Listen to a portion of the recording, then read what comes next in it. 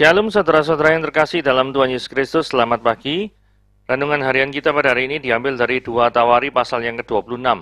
Judul renungan kita pada hari ini adalah merasa diri kuat. Seorang pelari maraton membutuhkan teknik berlari dan strategi khusus untuk mencapai garis finish. Karena berjarak sangat jauh, pelari butuh ketahanan tubuh lebih dan kekuatan agar mampu menyelesaikannya. Pada lintasan jarak jauh, kemenangan atau kekalahan ditentukan saat tahap akhir. Agar dapat menyelesaikan dan memenangkan lomba, dia harus mampu mengatur ritme nafas, ritme berlari, tahu bagaimana menjaga kondisi tubuhnya, tahu saat kapan harus mengurangi atau menambah kecepatan lari, yang dilakukan secara konsisten hingga akhir lomba. Raja Uzia adalah salah satu orang yang mampu mengawali perjalanan dengan yang sangat baik. Menjadi raja di usia 16 tahun, dia melakukan apa yang benar di mata Tuhan. Dia selalu mencari wajah Tuhan dan hidup takut akan Tuhan. Uzia memulai dengan sangat baik, tetapi sayang tidak konsisten. Tuhan memang memberkatinya dengan kekuatan militer yang demikian besar. Itu membuat kerajaannya begitu kokoh. Tetapi juga Uzia menjadi tinggi hati. Dia berubah setia dan tidak lagi mengikuti perintah Tuhan. Dia menolak teguran Tuhan dan kena kusta sampai hari kematiannya. Perjalanan hidup kita sangatlah panjang bak jarak maraton. Selain jauh, medannya pun juga kadang penuh tantangan. Dapat memulai perjalanan dengan baik saja tidaklah cukup. Kita harus konsisten sampai akhir. Ujian kesetiaan terberat adalah saat di mana kita merasa begitu kuat atau merasa sudah menang di tengah jalan. Padahal itu belum akhir lomba. Untuk konsisten kita harus tetap rendah hati apapun situasinya. Ritme pengharapan dan iman kepada Tuhan harus tetap terjaga sehingga kita bisa mencapai garis akhir.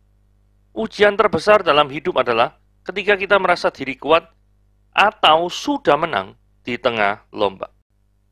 Oke, sekarang kita lihat bahan renungannya. Apa yang paling sulit bagi orang Kristen untuk lakukan ketika sedang memiliki kekuasaan? Yang paling sulit itu apa ya sebenarnya? Mari kita lihat ya, kita baca 2 Tawari pasal yang ke-26.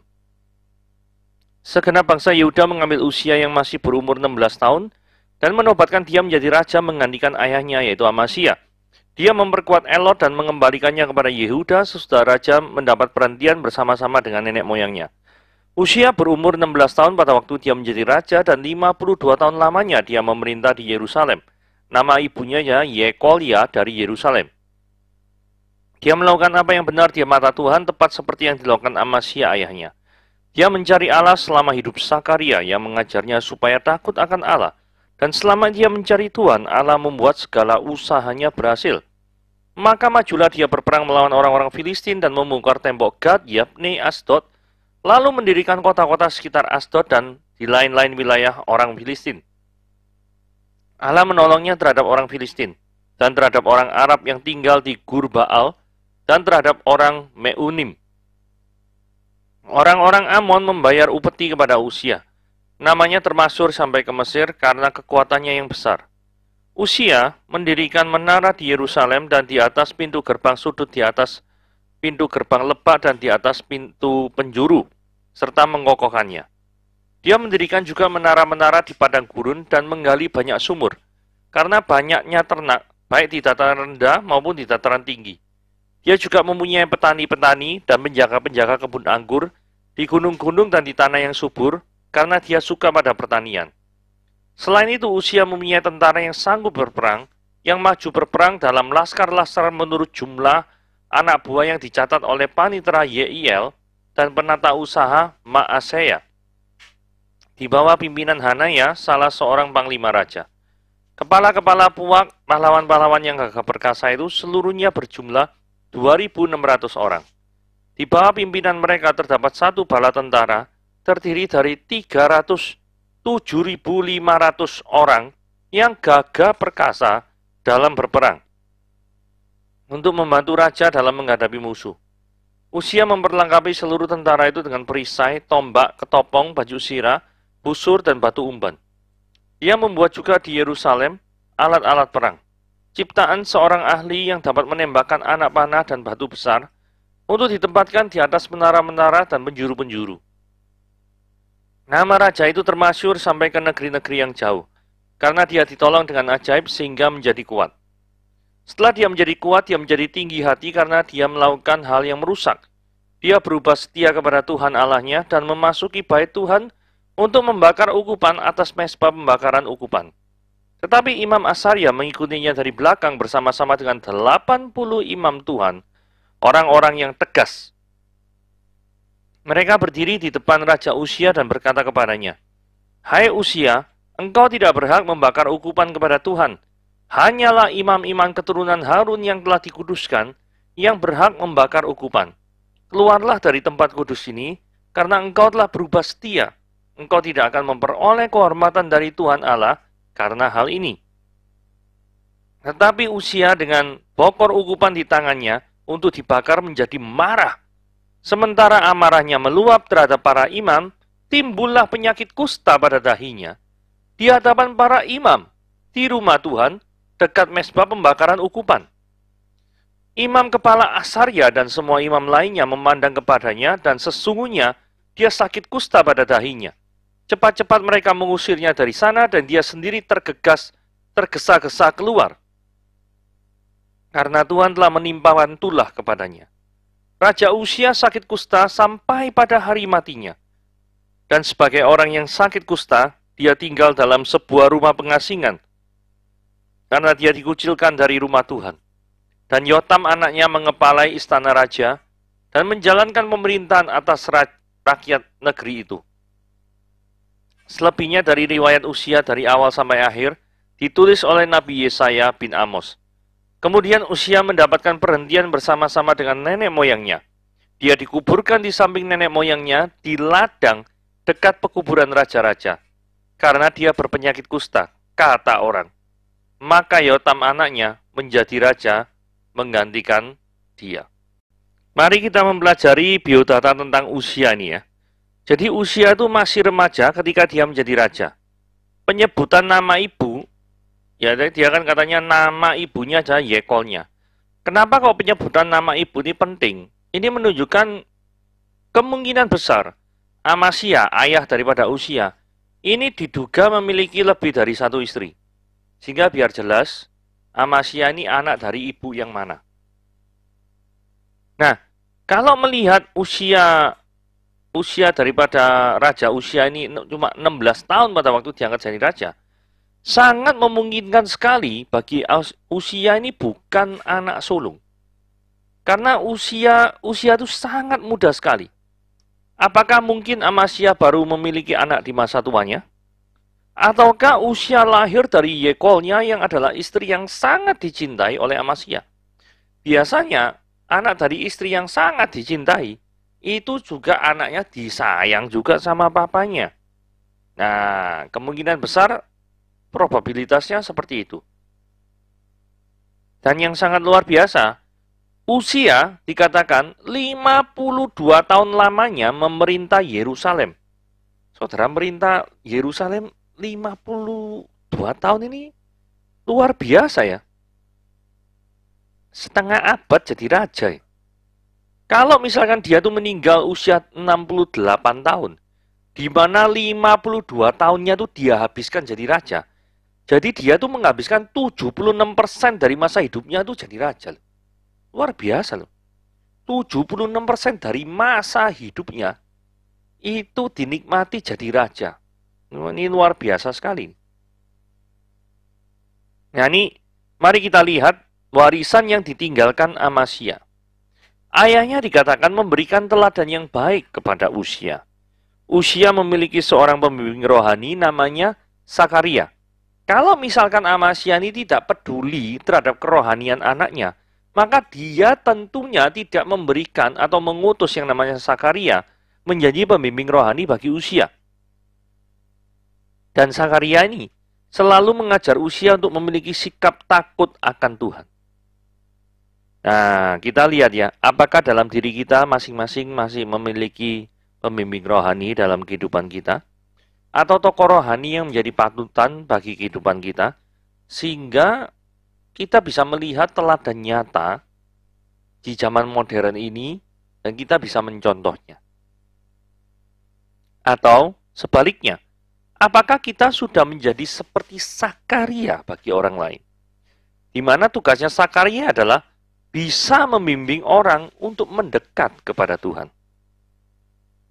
Nah, terus dikatakan yang ayat 5 ya, terutama yang berwarna merah, teksnya dikatakan gini. Dan selama dia mencari Tuhan, usia ini mencari Tuhan ya, mencari Yahweh ya, Allah itu membuat segala usahanya berhasil.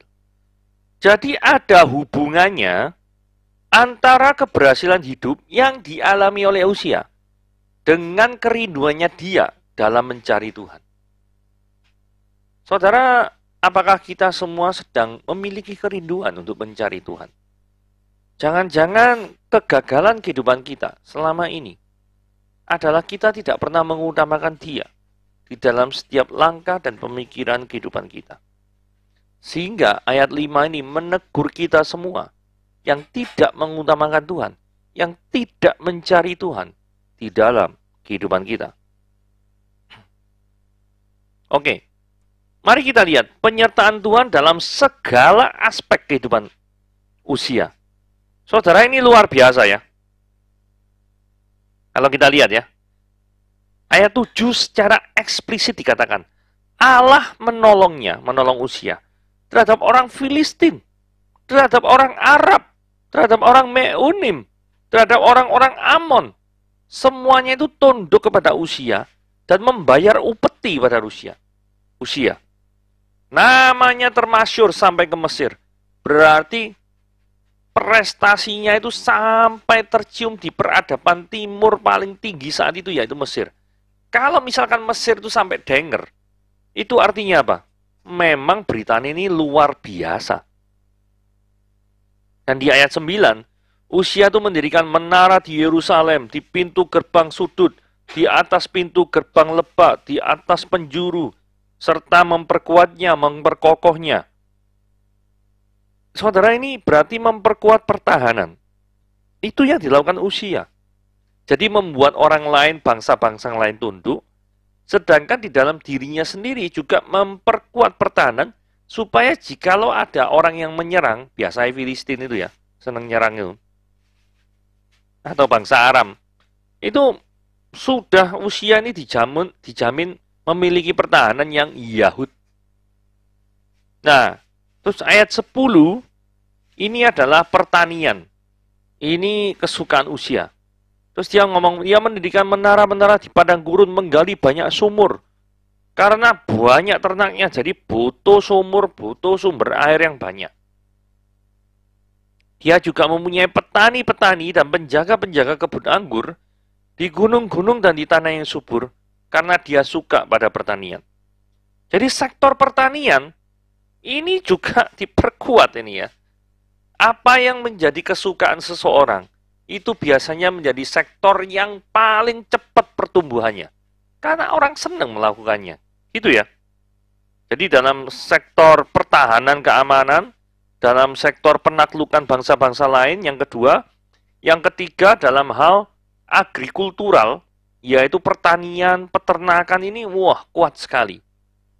Nah, yang berikutnya, ini yang luar biasa. Armada perangnya itu sangat dahsyat. Dicatat memiliki 2.600 orang. Pahlawan yang gagah perkasa. Terus memiliki pasukan 307.500 orang. Yang gagah perkasa dan ready to fight. Siap untuk perang. Terus tidak cuma orangnya, tetapi perlengkapannya ada perisai, tombak, ketopong itu helm ya. Terus itu baju sirah. Baju sirah itu yang baju menahan daripada mencegah daripada tentara ketika dia ditusuk. Nah, itu baju itu bisa mencegah tusukannya itu tidak sampai melukai, gitu ya. Ataupun kalau misalkan terpaksa harus terluka, itu tidak separah ketika tidak mengenakan baju sirah, gitu ya. Bosor dan batu umban. Terus ini ya. Orang ini melakukan investasi ya. Investasi apa? Alat-alat perang. Jadi tidak cuma tentara yang banyak dan dipersenjatai, tetapi memiliki alat-alat perang yang hebat ya. Ciptaannya seorang ahli, dapat menembakkan anak panah dan batu besar untuk ditempatkan di atas menara-menara. Tadi kan sudah bangun ya, menara-menara, terus penjuru-penjuru yang tadi di ayat sebelumnya. Jadi nama raja itu termasyur sampai ke negeri-negeri yang jauh, yang sampai ke Mesir tadi. Karena dia ditolong dengan ajaib sehingga menjadi kuat. Jadi Uzia ini memiliki struktur organisasi yang rapi sekali untuk armada perangnya. Kalau kita lihat gini ya, saya menduga mereka itu mempunyai katapult. Katapult itu seperti gambar di sebelah kiri itu ya. Itu adalah pelontar batu yang sangat besar. Karena di sini kan disebabkan menembakkan batu-batu besar. Nah, ini ya perang zaman dulu ya modelnya kayak gini nih. Ini namanya katapult. Gitu. Ini batunya ditarik, terus setelah itu tarik ke bawah, terus setelah itu dia ada kayak semacam pegasnya, kemudian toeng, bisa melemparkan atau melontarkan batu besar ini ya. Terus dikatakan dapat menembakkan anak panah. Kemungkinan besar saya menduga mungkin ini giant crossbow. Jadi ada alat yang seperti ini dengan anak panah yang luar biasa jumbo ya. Jadi kalau misalkan ada kereta berkuda yang datang menyerang apa, kena ini, hancur berantakan. Ya, jadi kurang lebih alat-alat perangnya ini mutakhir lah ya. Mutakhir luar biasa lah. Nah, itu ya. Kalau memiliki seperti ini ya, semua jadi keder ya. Justru inilah awal kehancuran dari Uzia. Ya. Karena di ayat 16 dikatakan gini, setelah dia itu menjadi kuat, dia jadi siapa? Apa saudara-saudara sekalian? Dia jadi tinggi hati. Karena itu dia melakukan segala hal yang merusak. Ini bahaya. Ketika orang sudah merasa kuasa, sudah memiliki segalanya, atau setidaknya merasa memiliki segalanya, maka hal yang paling sulit dilakukan orang tersebut adalah tunduk kepada firman Tuhan. Dia mungkin berpikir dirinya itu Tuhan, sehingga tidak mau tunduk kepada firman Tuhan. Loh kok bisa ngomong seperti itu? Lah ini loh. Kan Uzia ini memiliki segalanya. Kemungkinan besar hal yang belum dimiliki adalah jabatan imam. Nah jabatan imam ini kan keturunannya daripada Lewi. Dia bukan orang Lewi kok. Kok mau jadi imam nih, maksudnya bagaimana? Nah kemudian imam saat itu yang bernama Azaria mengikutinya dari belakang bersama-sama dengan 80 imam Tuhan lainnya dan melarang, dan mereka berani berkata kepada Uzia, ini raja loh ya, ini imam ngomong sama raja, engkau tidak berhak membakar ukupan kepada Yahweh, hanyalah imam-imam keturunan Harun yang telah dikuduskan. Tidak cuma keturunan Lewi, tapi keturunan Harun. Tidak cuma keturunan Harun, tapi yang telah dikuduskan. Syaratnya itu multiple layer, ya, yang berhak membakar ukupan. Engkau bukan siapa-siapa Uzia dalam hal ini. Tetapi apa yang terjadi? Apakah Uzia mau bertobat? Nah, sebelum ke sana kita lihat keberanian seorang Imam Azaria mengatakan kebenaran. Saudara, ini sangat luar biasa sekali loh. Seorang imam itu berani mengatakan kebenaran, sekalipun resikonya itu mungkin dipenggal, dicopot, tidak disenangi, diasingkan, atau bahkan diusir dari negara Israel bisa saja loh. Karena ingat ya, Uzia saat itu punya armada perang yang luar biasa. Dia bukan orang sembarangan, bukan raja boneka, tapi orang justru takut kepada Uzia. Tetapi yang terjadi adalah Azaria berani ngelawan seorang raja ini. Ini hebat menurut saya. Nah, ketika ditegur, respon Uzia seperti apa? Ngamuk. Loh, ya ini loh. Ini orang yang godaan orang yang punya kuasa nih kayak ini. Bahasa Jawanya gak kena dikandani. Jadi tidak bisa diberitahu, gitu ya. Nah, ini dikasih tahu yang benar, malah ngamuk. Sementara amarahnya meluap terhadap iman, langsung Tuhan tidak butuh waktu lama untuk menunjukkan Usia, engkau salah. Engkau salah. Caranya gimana? Kalau sudah tidak mempan ditegur, Tuhan kasih penyakit. Dan penyakitnya itu tidak main-main. Penyakitnya namanya kusta. Saat itu penyakit kusta gak bisa disembuhkan. Jadi tanpa menunggu waktu yang lama, Tuhan langsung menunjukkan dan mempermalukan Usia di depan para imam lainnya. Nah, kemudian ayat 20 dikatakan, imam kepala Azaria dan semua imam yang 80 itu semuanya memandang kepada Usia. Dan mereka mungkin tanpa sadar, Usia sudah menderita sakit kusta secara tiba-tiba di dahinya.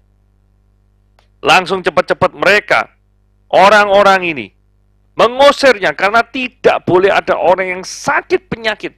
Wong korban yang dipersembahkan dalam bait suci aja harus yang sempurna kok. Lah ini kok mau orang yang mau mempersembahkan tidak sempurna, sakit kusta. Kan tidak boleh. Maka Usia tidak punya dasar apapun untuk tetap bertahan di tempat itu. Sehingga dia tergesa-gesa keluar. Dia malu sekali. Karena Tuhan telah menimpakan tulah kepadanya. Saudara, yang mengerikan ini adalah ayat 21. Raja Usia sakit kusta. Sampai kapan saudara-saudara? 1 minggu? 2 minggu? 1 tahun? Enggak. Sampai pada hari matinya. Ini ya, ketika seorang tuh sombongnya luar biasa ya. Setidaknya yang ada dalam ingatan saya ini ya, Usia ini congkak ya. Kemudian Nebukadnezar congkak dihukum jadi bersikap seperti kayak binatang gitu. Usia congkak dihukum seperti menderita penyakit kusta. Jadi dia tuh tinggal di dalam sebuah rumah pengasingan. Saudara bayangkan, raja yang berkuasa luar biasa hebat ternyata sakit kusta sampai hari matinya. Karena itu dia dikucilkan dari rumah Tuhan. Sesungguhnya kalau misalkan Usia tidak ngelawan, tidak marah, dia itu tetap bisa beribadah loh di rumah Tuhan. Tetapi karena dia melawan, dia merasa lebih tinggi daripada firman Tuhan. Maka yang terjadi adalah dia direndahkan. Yang merasa paling tinggi akan Tuhan rendahkan serendah-rendahnya. Usia saat itu saya sangat yakin dia sadar akan hukuman Tuhan. Sehingga ketika dia menderita sakit kusta for the rest of his life, dia pasti akan merenung, mengapa saya menjadi tinggi hati seperti itu. Sebagai penggantinya ada Yotam anaknya mengepalai istana raja dan menjalankan pemerintahan atas rakyat di negeri itu. Saudara, selebihnya dari riwayat Usia dari awal sampai akhir ditulis oleh Nabi Yesaya bin Amos. Nah, kemudian dikatakan Usia mendapatkan perhentian bersama-sama dengan nenek moyangnya. Lah, karena Usia ini matinya itu dalam kondisi sakit kusta, maka dia tuh tidak boleh dikuburkan di pekuburan nenek moyang. Tapi dikuburkannya di samping pekuburan nenek moyang. Kata orang-orang, karena dia sakit kusta. Akibatnya segala prestasi apapun yang dikerjakan oleh Usia selama hidupnya, selama 52 tahun itu jadi raja. Yang diingat orang ternyata cuma satu, yaitu apa? Oh, iku raja sing sampai matinya sakit kusta. Loh lah, pasti yo kecewa toh ya. Masa diingat orang sampai matinya, yang diingat cuma sakit kusta tok. Repot kayak gini. Ya. Usia tidak dikuburkan di antara nenek moyangnya, tetapi di ladang dekat pekuburan raja-raja. Jadi di luar dari pekuburan raja-raja. Saudara, kondisi ini sangat miris. Jangan sampai kita memiliki hati yang tinggi seperti Usia. Mungkin saat ini jabatan saudara tinggi. Mungkin saat ini Anda merasa memiliki segalanya. Bahkan mungkin Anda merasa bahwa dunia itu akan tunduk kepada saudara. Tetapi janganlah sombong. Karena kalau orang sombong, karena firman Tuhan berkata gini ya, Allah itu menentang orang-orang yang congkak, tetapi mengasihani orang-orang yang rendah hati. Tuhan Yesus memberkati.